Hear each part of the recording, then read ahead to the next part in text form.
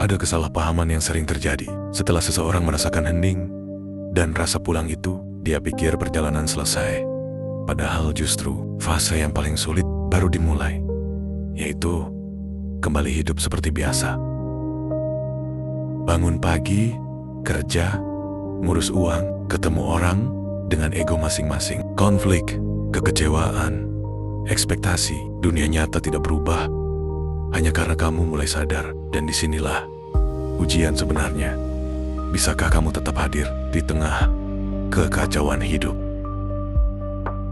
Banyak orang tanpa sadar ingin lari ke kesendirian terus-menerus, lari ke konten spiritual, lari ke meditasi tanpa batas, lari dari tanggung jawab dunia.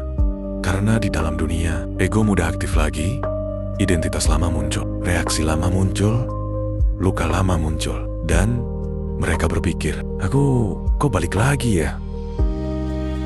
Padahal itu normal. Kesadaran bukan tombol on yang permanen. Kesadaran adalah sesuatu yang dilihat lagi dan lagi sampai stabil. Seperti belajar berjalan waktu kecil. Jatuh itu bagian dari proses.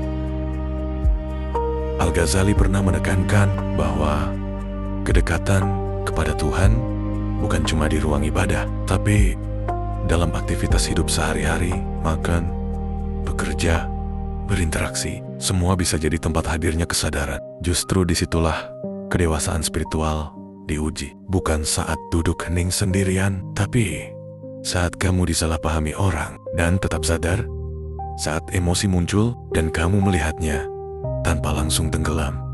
Saat hidup berat, tapi ada bagian dalam dirimu yang tetap tenang. Ibnu Arabi menggambarkan manusia sempurna, bukan manusia tanpa emosi, tapi manusia yang sadar akan sumber keberadaannya di setiap keadaan. Artinya, kamu tetap manusia biasa, tetap punya kepribadian, tetap punya reaksi, tetap punya cerita hidup. Bedanya, sekarang ada ruang di dalam dirimu, ruang yang tidak ikut kacau saat hidup kacau. Di fase integrasi ini, biasanya muncul kesadaran baru bahwa spiritual bukan tentang pengalaman damai terus, tapi tentang kehadiran, bahkan saat tidak damai, bahkan saat marah, bahkan saat takut, bahkan saat sedih. Kesadaran tidak menolak emosi, kesadaran hanya melihat. Dan perlahan, kamu mulai mengerti sesuatu yang sangat sederhana, tapi dalam. Bahwa yang kamu cari bukan hidup yang ringan, tapi cara berada yang ringan. Hidup tetap naik turun, tapi kamu tidak lagi terbawa sepenuhnya. Mungkin inilah makna pulang, yang sebenarnya bukan pergi dari dunia, tapi bisa tinggal di dunia tanpa kehilangan pusat dirimu.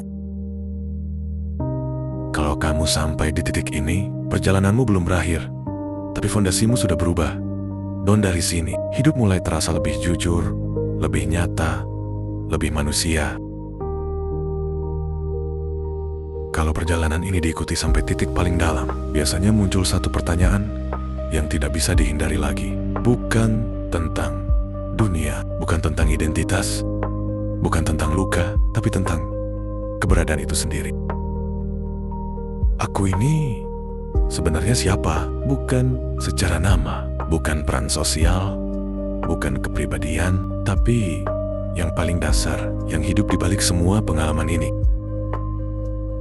Awalnya pertanyaan ini terasa filosofis, tapi semakin hening seseorang, pertanyaan ini berubah jadi pengalaman langsung. Karena kamu mulai melihat sesuatu yang jujur, bahwa tubuh ini bergerak, tapi kamu tidak mengatur detak jantungnya.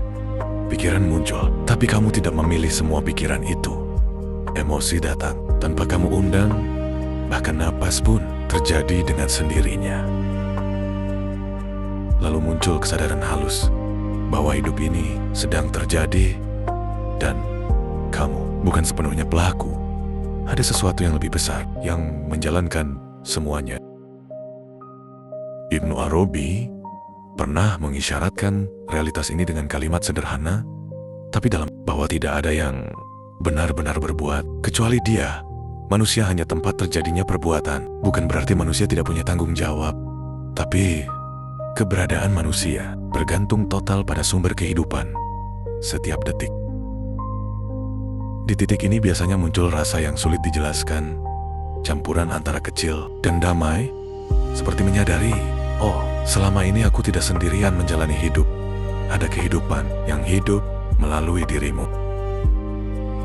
Al-Ghazali menyebut fase ini sebagai puncak mengenal diri, karena ketika manusia benar-benar melihat ketergantungannya, dia mulai mengenal Tuhannya, bukan sebagai konsep, tapi sebagai realitas keberadaan, bahwa tanpa dia, bahkan satu detik pun tidak ada aku. Kesadaran ini bukan membuat manusia jadi pasif, justru sebaliknya. Hidup terasa lebih ringan dijalani, karena beban kontrol berkurang. Kamu tetap berusaha, tetap memilih, tetap bertanggung jawab. Tapi jauh di dalam, ada rasa percaya bahwa hidup tidak sepenuhnya di pundakmu. Dan mungkin inilah kedamaian yang paling dalam, bukan karena semua masalah selesai, tapi karena kamu sadar yang menjalani hidup ini bukan cuma aku kecil. Ada kehidupan yang lebih besar yang mengalir melalui diriku. Kalau kamu menonton sampai sini, mungkin perjalananmu juga sedang bergerak ke arah yang sama. Tidak harus cepat, tidak harus sempurna, karena yang kamu cari sebenarnya sudah selalu ada sejak awal.